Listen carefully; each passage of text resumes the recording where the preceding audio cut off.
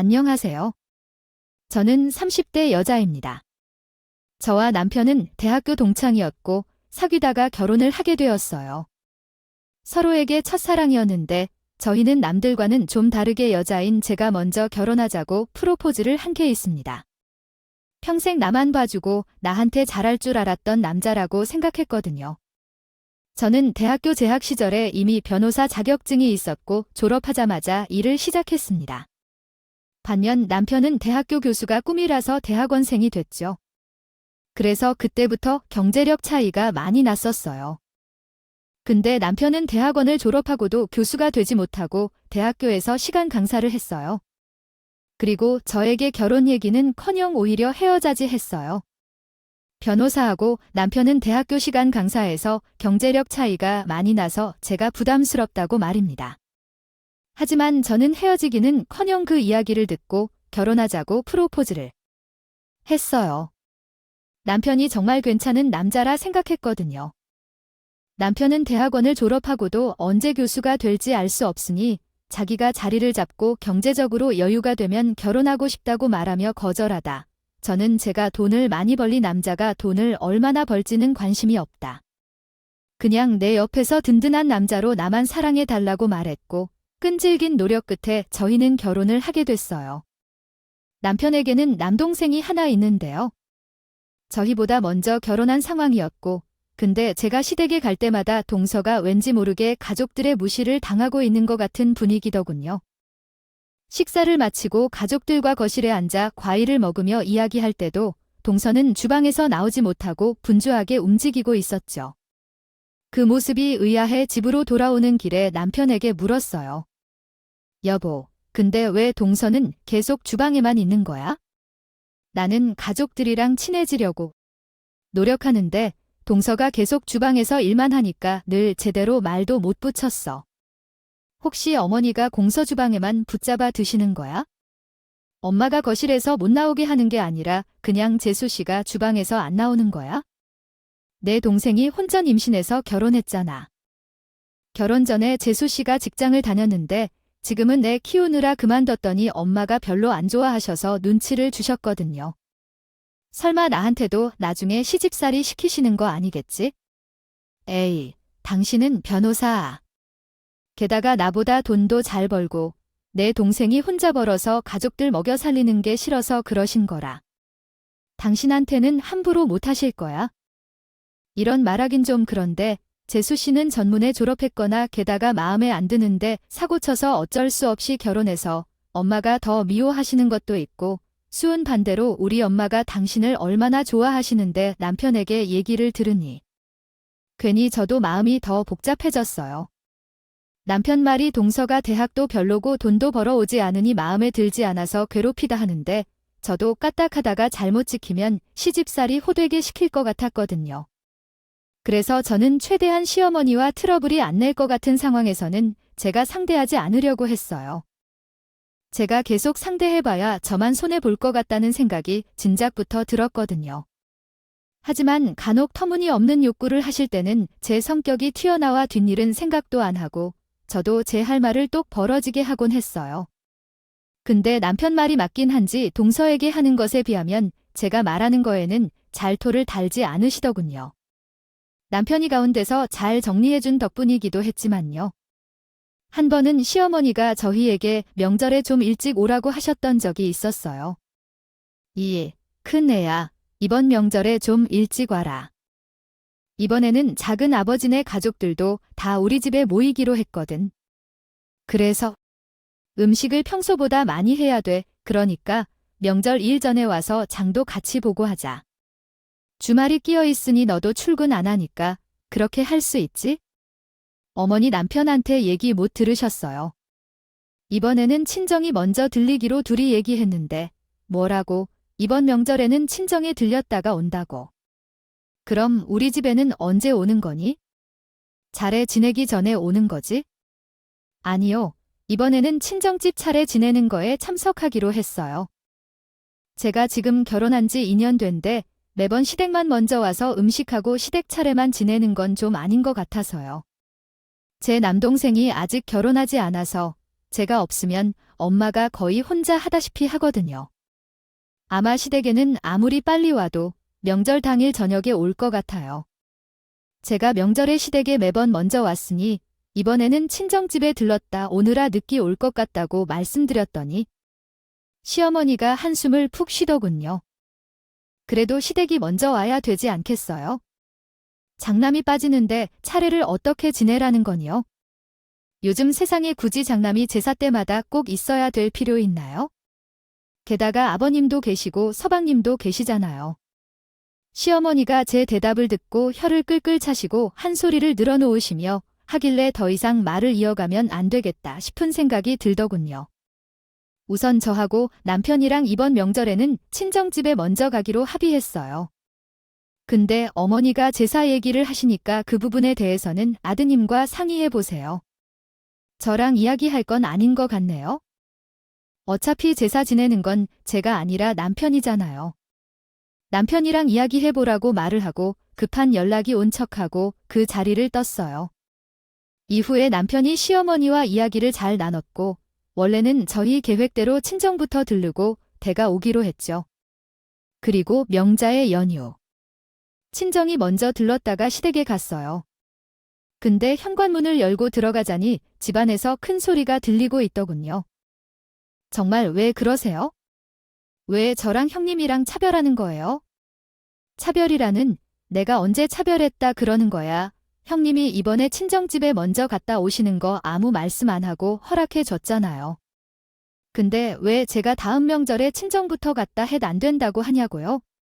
그게 별이지 뭐예요? 뭐 너랑 걔랑 같냐? 어디서 잘난 형님이랑 비교질이야. 저 결혼한 지 한참 동안 매번 시댁에서 명절 보냈어요. 근데 형님은 고작 2년밖에 안 됐는데 벌써 그렇게 말씀하시는데도 아무 소리 안 하셨죠. 아니, 아무 말씀 못 하신 거예요. 변호사 며느리한테 말로는 안 시던가요? 이게 세미한테 말하는 보나 그든 예의는 어다가 밥 말아 먹었어. 전문대 나온 거 티난다. 너는 내 아들이 힘들게 일한 돈 편하게 집에서 쓰기만 하잖아. 큰애는 자기가 벌어서 우리 아들 교수 되는 거 뒷바라지 해주고 있고 어떻게 너랑 같은데 오라니? 게다가 우리 아들이 항공기 조종사라서 집을 자주 비워서 너 집에서 살림도 별로 안 하고 편하게 살지 않니? 명절이라도 시댁에 와서 일 좀 하라는 게 그렇게 불만이야. 큰 소리는 부엌에서 나고 있었어요. 제가 친정이 먼저 들렀다 오는 문제 때문에 동서와 시어머니가 다투고 있더군요.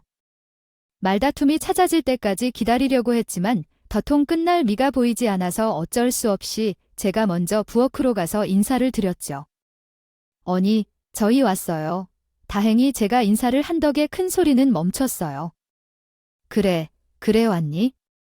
사돈 어른들도 잘 계시고니은. 네, 저희 부모님은 잘 계세요. 이거 친정에서 시댁에 드리라고 선물 주셨어요. 어머, 사돈 집에서 선물을 보내셨다고? 이게 뭐니? 이거 툭을 한 세트예요. 저희 엄마가 어머니께 드리려고 일부러 비싸고 좋은 걸로 고르셨네요. 그리고 이번에 친정집에 먼저 가는 거 허락해 주셔서 감사하다고도 꼭 전해달라 하셨어요. 시어머니께는 한우 선물 세트를 받으시고는 좋아하시며 포장을 뜯어 보시더군요. 아이고, 빛깔 좀 봐라.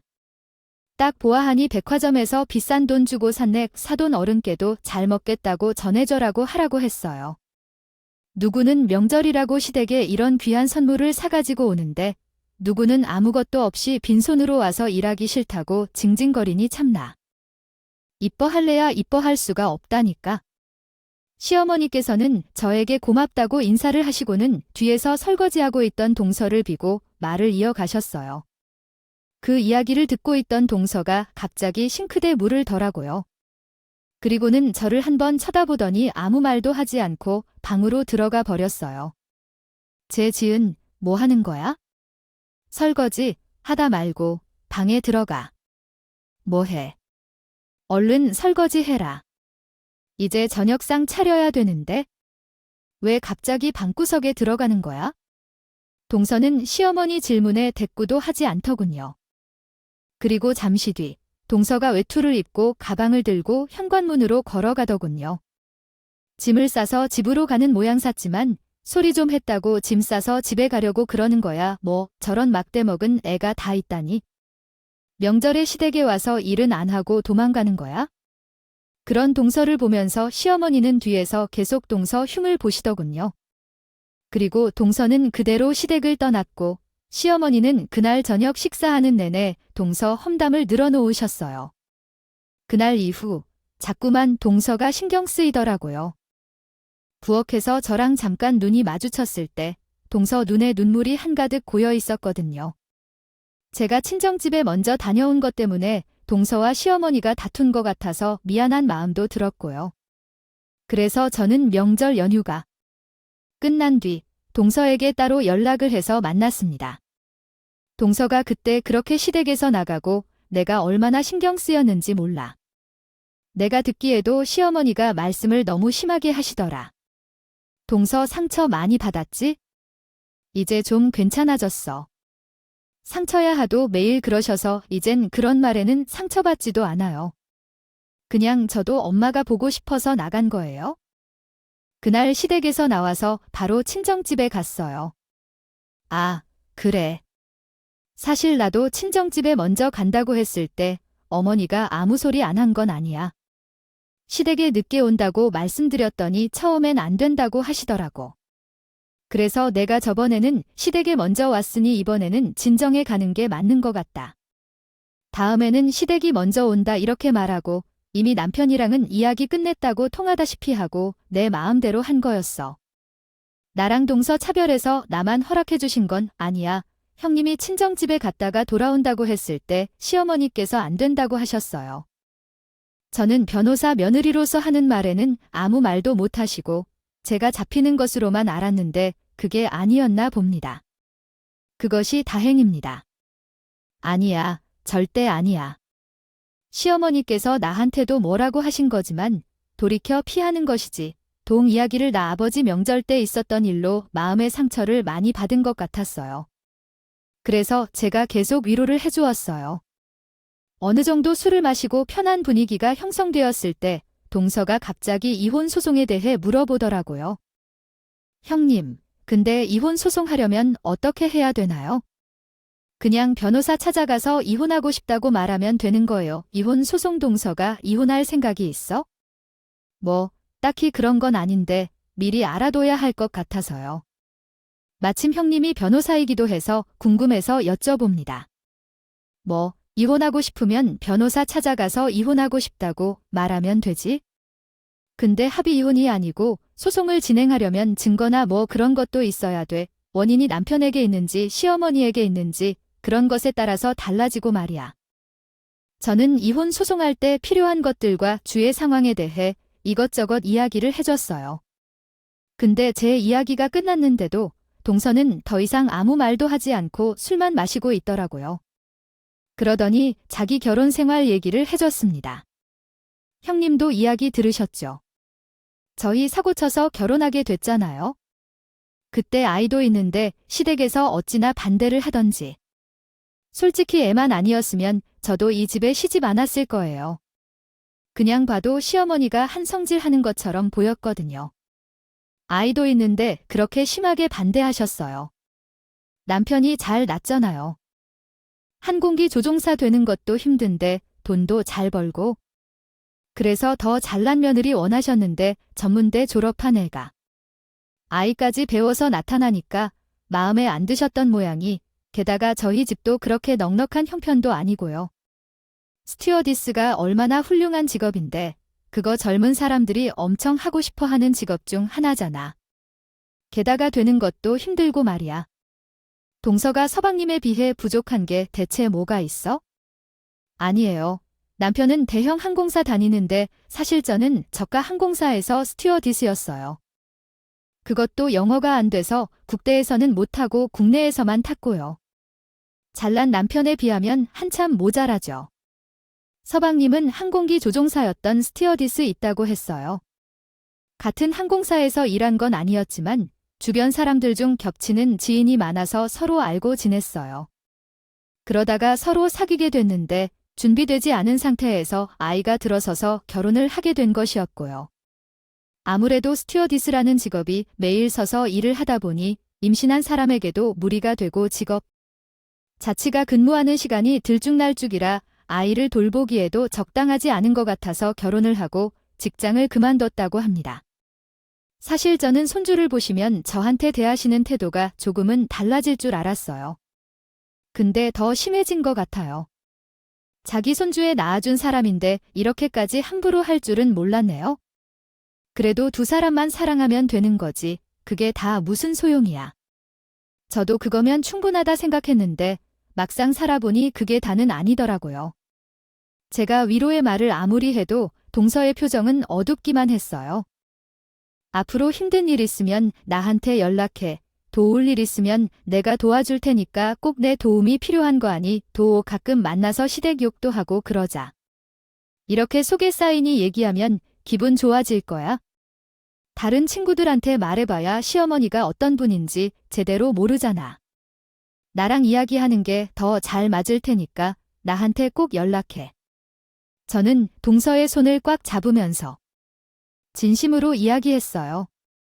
이 말을 듣고 그제야 동서가 옅은 미소를 보이더라고요.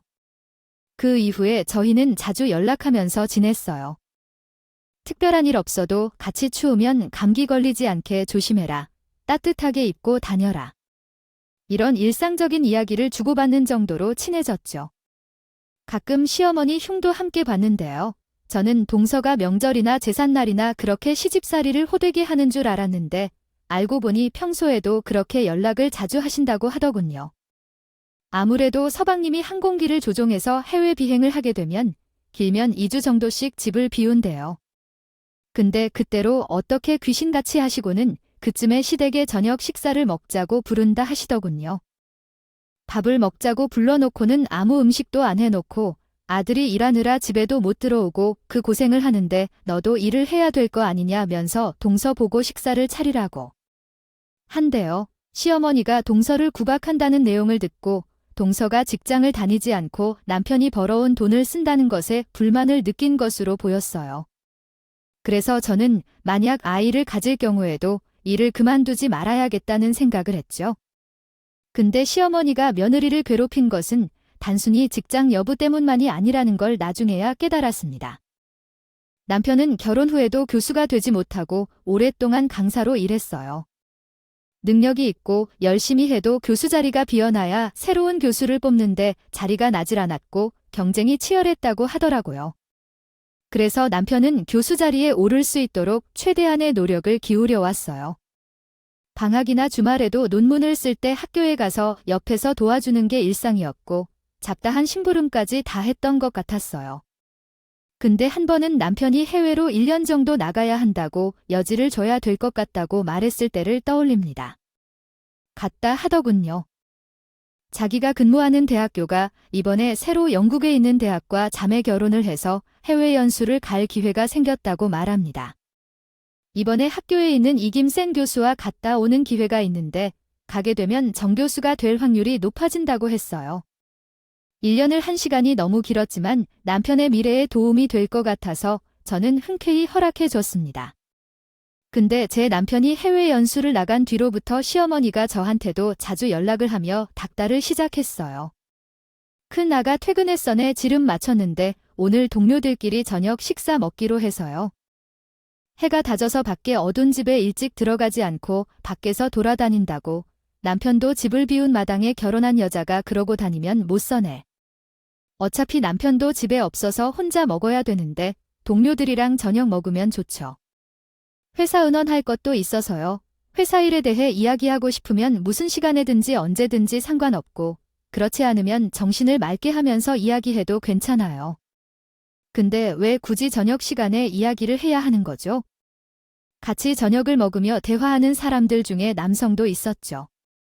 제가 퇴근하는 시간에 전화를 걸어와서 남편도 없는데 집에 일찍 들어가라고 하시는 건 애교 수준이었어요. 그 정도로만 상상했지 남편에게서 제 집 현관 비밀번호를 물었는데 말없이 그냥 집 안으로 들어가 있더군요. 어머니, 왜 아무도 없는 남의 집에 들어와 계시는 거예요? 그분께서 남의 집이라니, 내 아들 집이라니 라고 하셨어요. 그런데 너 시간이 몇 시야? 이렇게 늦게까지 태그하는 거야? 나가라고 했니? 안 했니? 아니, 오늘은 일이 많아서 늦게까지 일해야 해서 늦어졌어요. 지금은 어디쯤인지 감시하느라고 그래? 아니, 감시하는 게 아니라 매일 일 때문에 퇴근이 늦어지니까 걱정돼서 그런 거야. 밥 먹으러 와요. 싸우다 남편에게는 저에게 줄 음식을 넣어두고 간다고 비밀번호를 물어보시고는 제가 퇴근할 때까지 빈집에서 저를 기다리고 계시더군요. 마침 그날 제가 일 때문에 늦은 시간에 집에 돌아왔더니 왜 늦게 다니냐면서 호통을 치셨어요. 저는 너무나도 기가 막혀서 이 사실을 남편에게 말하고 앞으로는 절대 비밀번호를 알려드리지 말라고 했어요. 그리고 그날 이후로 비밀번호를 다시 바꿨죠. 이후 시어머니 전화는 아예 받지도 않고 톡을 보내셔도 읽지 않고 삭제해버렸어요. 그리고 동서와 연락하며 시어머니 이야기를 했더니 저한테만 그러시는 게 아닌 모양이더라고요. 동선에는 시어머니가 불쑥불쑥 찾아오시는 일이 일상적인 일이라고까지 했어요.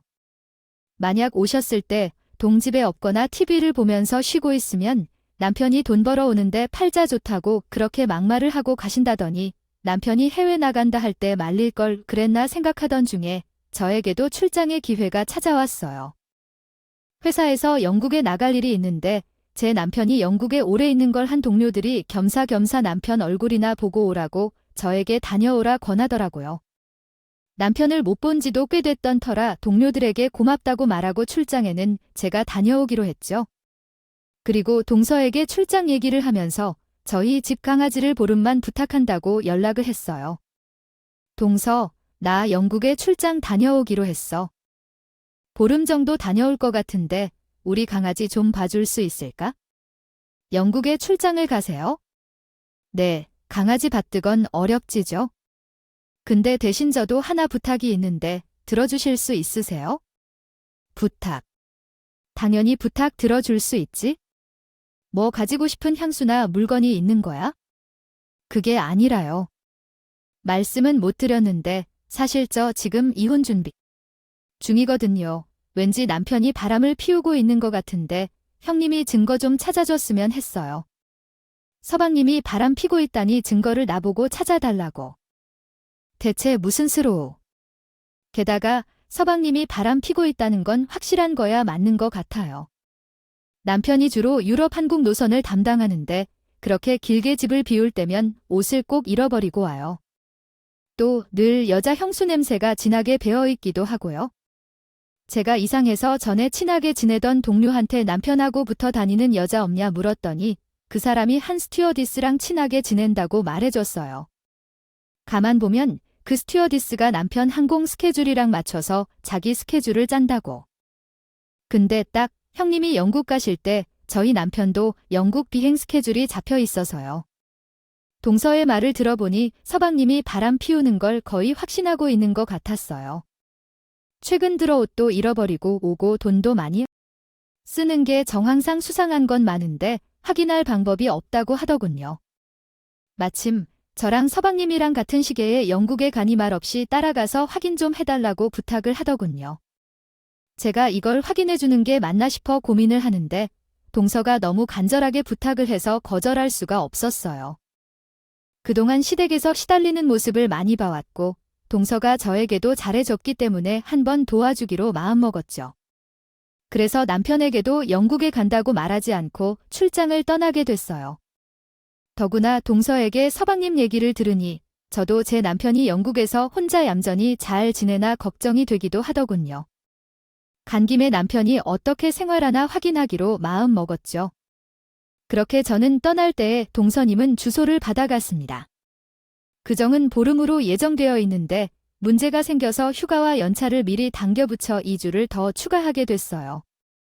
그래서 영국에 총 한 달 동안 머물다가 돌아오게 됐어요. 됐죠. 그렇게 한 달이라는 시간 동안 영국에 있다가 늦은 밤 귀국을 해서 집에서 쉬고 있는데 누군가 밤에 초인종을 누르더라. 순간 시어머니가 제가 집에 온 걸 알고 오신 건가 소름이 끼쳤어요. 죽이고 인터폰에 확인해보니 동서가 잠옷바람을 하고 문 앞에 서 있더라고요. 동서, 대체 무슨 일이야?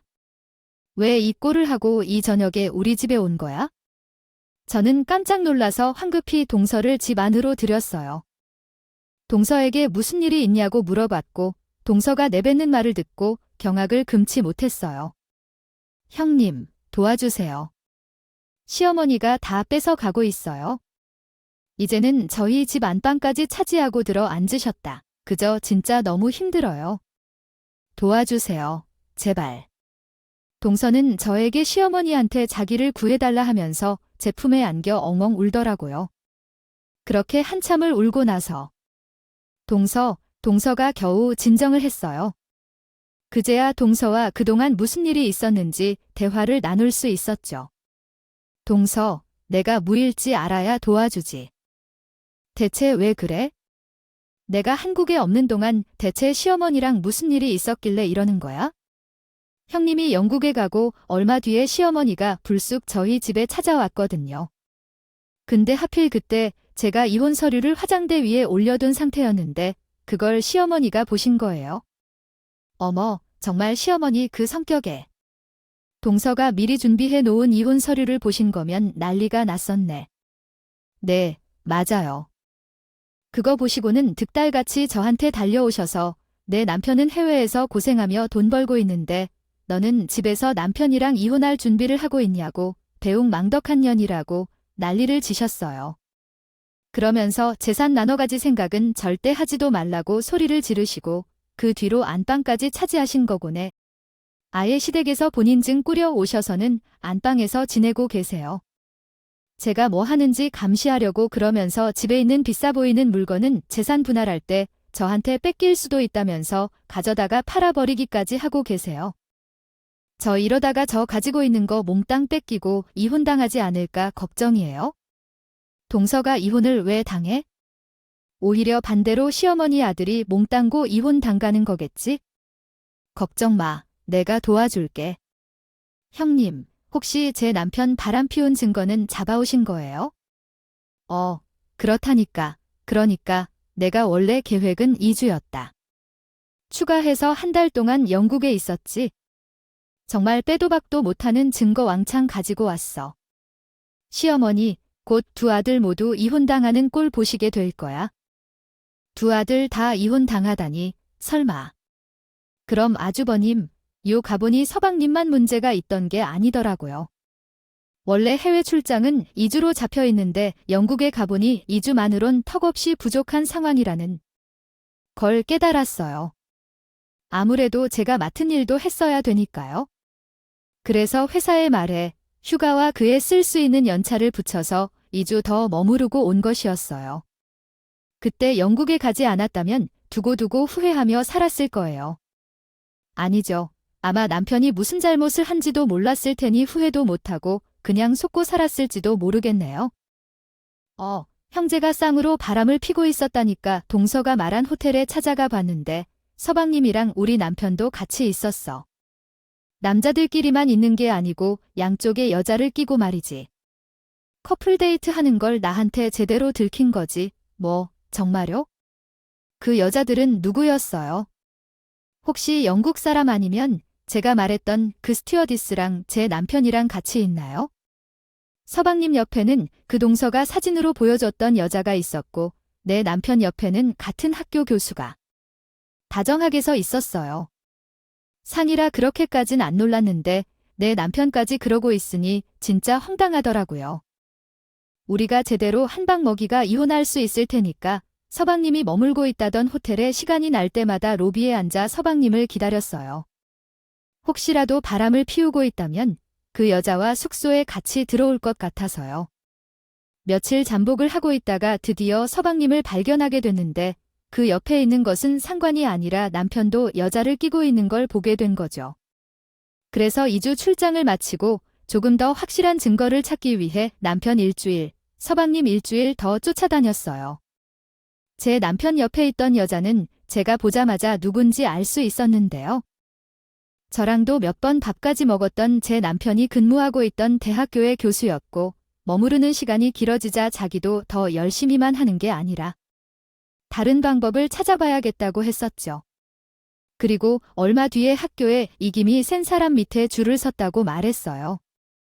그래서 그 뒤부터 말에 학교에 나가 그 교수가 논문 쓰는 걸 도와주고 가끔 저녁에 술 한 잔도 마시고 들어왔죠.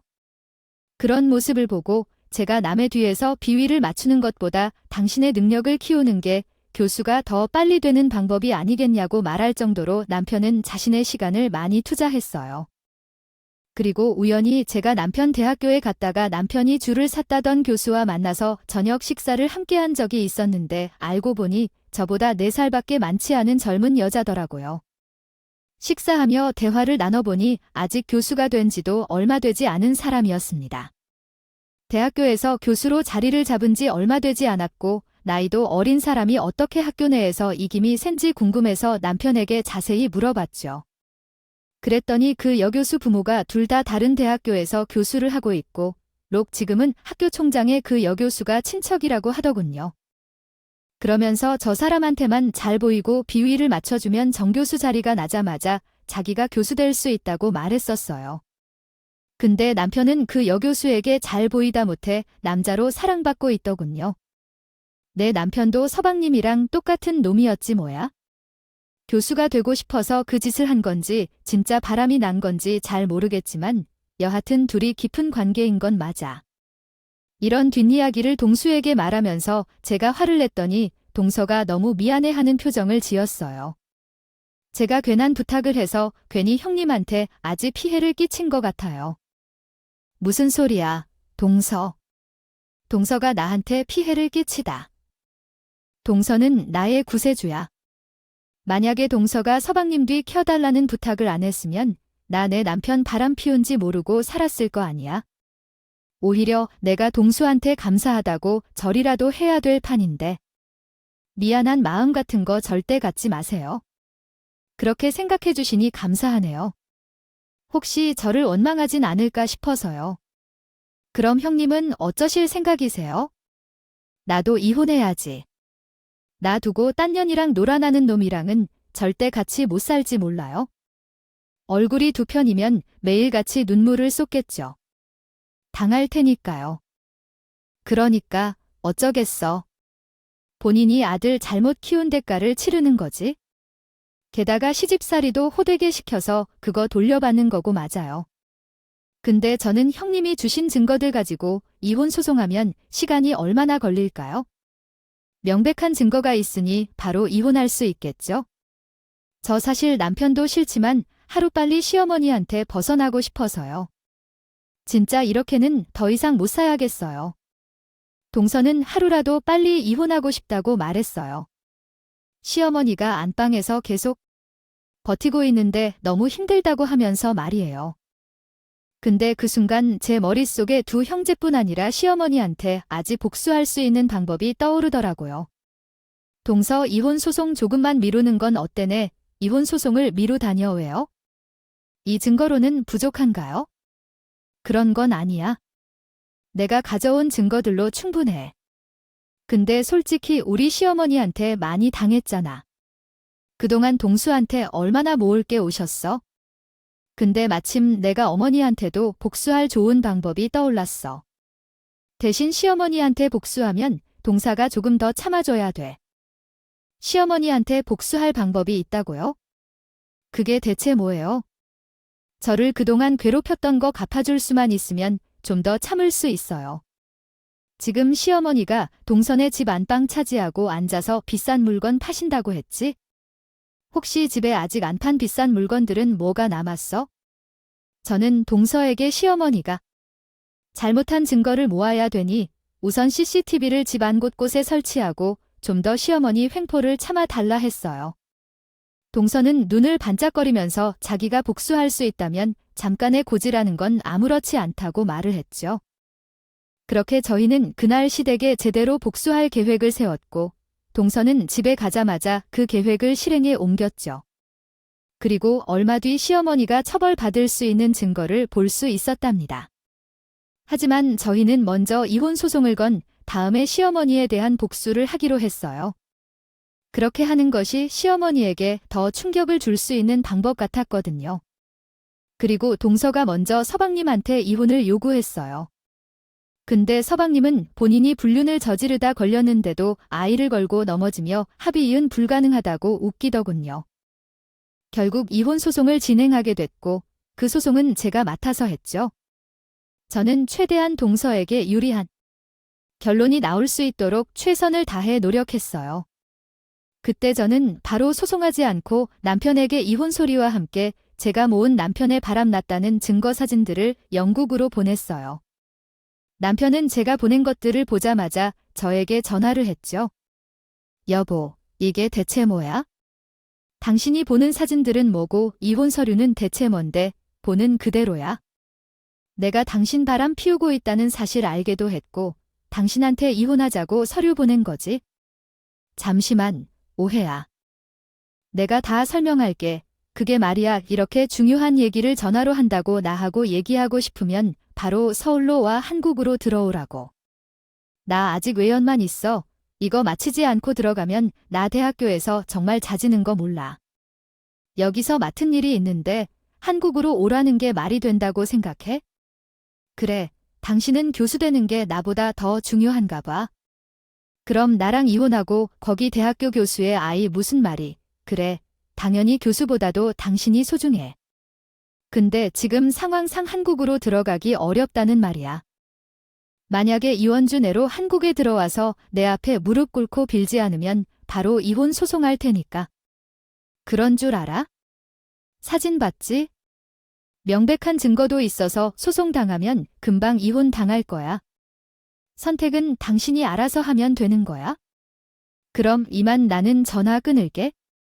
저는 당장에 한국으로 들어오지 않으면 이혼 소송을 한다고 했고 바로 전화를 끊었어요. 그 뒤로 계속 전화와 톡이 왔지만 저는 남편의 연락을 일절 받지 않았습니다. 그랬더니 남편은 황급히 영국에서 귀국을 했어요. 오자마자 집으로 들어와서는 제 앞에 무릎을 꿇고 싹싹 빌면서 말 같지도 않은 이야기를 늘어놨어요. 여보, 미안해. 근데 나 바람 피운 거 아니야? 정말이야. 나한테 여자는 당신밖에 없어. 너 지금 그게 내 앞에서 할 소리야? 내가 그렇게 말하면 내가 믿을 것 같아 눈앞에 증거가 버젓이 있는데 어떻게 나한테 빨리는 소리를 하고 있어? 정말이야. 나 그 여자 안 좋아해. 근데 그 여자가 나를 남자로 좋아한 거야? 근데 내가 교수가 되고 싶어 하는 걸 아니까 나보고 자기랑 잘 지내면 자기가 정교수 되도록 익힘을 넣어준다고 하잖아. 아, 그래. 넌 교수 되려고 싫은 여자 옆에 끼러그나 그 멀리 영국에서. 근데 사진 속에 넌 왜 이렇게 행복한 표정을 짓고 있는 거야? 솔직히 너도 그 여자가 좋았던 거 아니야? 그럼 차라리 나랑 이혼하고 그 짓거리 하지 그랬냐? 저는 남편의 사과를 비아냥거리며 대답했죠. 그랬더니 어이없게도 남편 역시 저에게 화를 내더군요. 왜? 내가 이 여자한테 잘 보여야 교수가 돼서 잡을 수 있으니까 좋은 척한 거지? 내가 얼른 경제적으로 안정이 돼야 당신도 편할 거니까? 누가 나 좋다고 그런 짓 됐어? 당신이랑 나랑 다 잘 살아보자고 그런 거지? 어디서 이게 소리를 질러? 당신 내 앞에서 눈물을 흘리며 사과해도 내가 용서해줄까 말까인데 말하는 거 들어보니 바람피거든 내 탓으로 돌리는 것 같아. 내가 언제 당신한테 돈 벌어오라고 한 적 있어? 내가 언제 교수 못 되고 시간 강사한다고 눈치 준 적 있냐고? 아니야, 미안해. 그치, 당신은 나한테 눈치 준 적 한 번도 없어. 괜히 나 혼자 잘난 마누라 둬서 자격지심이 있었던 거지? 근데 정말 난 당신밖에 없어. 그 말은 진심이야. 제발 믿어줘. 그동안 나 사랑하는 척한다고 다른 여자는 눈에 안 들어오는 척 나를 기만했는데 내가 내 말을 어떻게 믿을래? 당신한테 연락받고 당장 한국에 들어온 거 보면 몰라. 나 연수 중간에 온 거야? 내가 빠져서 그 여기수 수업하는데 지장 있을 거고 논문 쓰는데도 문제 생길 거야. 그리고 아마 나는 대학교 시간 강사도 이제 못하게 될걸. 근데도 나 그것들 다 감수하고 한국에 들어왔어. 대학교 교수 되는 것보다 당신이 더 소중해서 이렇게 사과로 온 거야. 제발 나 좀 한 번만 줘봐. 그래, 당신 이제 나랑 이혼하면? 정말 백수네. 이제 대학교 시간 강사도 못할 거 아니야? 다른 대학교에도 그 여교수가 당신 못 들어가게 할 거고, 잘 됐네. 내가 내일 소송 바로 걸어버리면 당신은 바람 피우다가 이혼당한 백수 신세가 되는 거겠네. 남편은 자기가 한국에 들어오면 그나마 하고 있던 대학교 시간 강사도 릴 거 알았지만 돌리기 위해 그 위험을 감수하고 귀국했다더군요. 하지만 저는 그 이야기를 듣고 남편을 용서하기는커녕 당장 이혼 소송을 해서 인생 나락으로 가게 만들어줘야겠다고 생각을 했어요. 그래서 남편이 한국으로 들어온 바로 다음 날 바로 준비해두던 이혼송을 해버렸죠. 그렇게 저와 동서는 이혼을 하게 됐습니다. 사실 증거가 워낙에 완벽해서 이혼하기를 쉬웠어요. 게다가 제가 변호사로 일하면서 얻은 이혼 소송 노하우를 100% 발휘해서 둘 다 이혼 위자료도 두둑히 받고 재산 분할도 살들이 받아냈죠. 시어머니한테 어떻게 복수했다. 시어머니가 두 아들이 이혼당해 황망해하고 있을 때 고소를 했어요. 도덕주의 혐의로 말이죠. 원래는 동서가 서방님과 혼인 상태에서 물건을 파신 거라 진족 관계라서 죄가 성립되지 않았는데요. 마침 동선의 집에 렌탈한 안마기가 있었어요. 구매한 물건이 아니라서 소유권이 렌탈 회사에 있었는데 그 물건을 시어머니가 팔게 됐고 그걸로 고소를 하게 됐죠. 시어머니는 벌금형을 선고받았어요. 이후에 며느리들 괴롭혀서 아들들 이혼 당하게 한 것도 모자라 며느리 물건까지 도둑질에 고소당했다고 시아버지한테 정말 잡혀신대요. 남편은 졸 이혼당하고 수가서 방구석에만 틀어박혀서 인처럼 지낸다 전해 들었어요. 그리고 서방님 역시 편히 살지는 못하고 있는데요. 동사의 전 직장 동료가 서방님이 바람나서 이혼당했다는 걸 회사에 소문내는 바람에 서방님은 잡힌 스케줄도 다 취소되고 조만간 직장도 못 간다 하더군요. 제 남편 바람났던 그 교수는 고분에 결혼해서 가정 있는 였어요. 근 위자료 소송을 내서 자기 남편에게 바람을 핀 것을 들키게 됐죠. 저한테 위자료도 1,500만 원을 물어드리고 이혼당했다고 해요. 게다가 친척이라고 알고 있던 대학교 총장은 거짓이었고 결국 얼마 못 가서 그 대학교에서도 파면당했다더군요. 저는 다행히 아이도 없고 번듯한 직장도 가지고 있어서 남편과 이혼해도 그다지 인생에 타격은 없었어요. 이후에도 열심히 변호사 일을 하면서 잘 지내고 있어요. 동서는 이혼 후에도 가끔 연락을 주고받고 있는데 얼마 전에는 취직한 연락이 왔어요. 그러면서 조만간 자기가 취직 기념으로 밥을 사준다고 하더군요. 오랜만에 동서와 전 시댁 사람들을 만나 즐겁게 식사하려고 합니다. 동서가 도움을 요청했을 때 고민만 하다가 모른 척 넘어갈 수도 있었고 증거를 못 찾았다며 거짓말로 덮고 제 일만 하고 바로 돌아올 수도 있었지만 동서를 도와준 덕분에 동서뿐 아니라 제 인생도 구한 것 같다는 생각이 생겨요. 들어주셔서 감사해요. 오늘도 저희 채널에 와주셔서 감사드립니다. 더 좋은 이야기로 찾아뵙겠습니다. H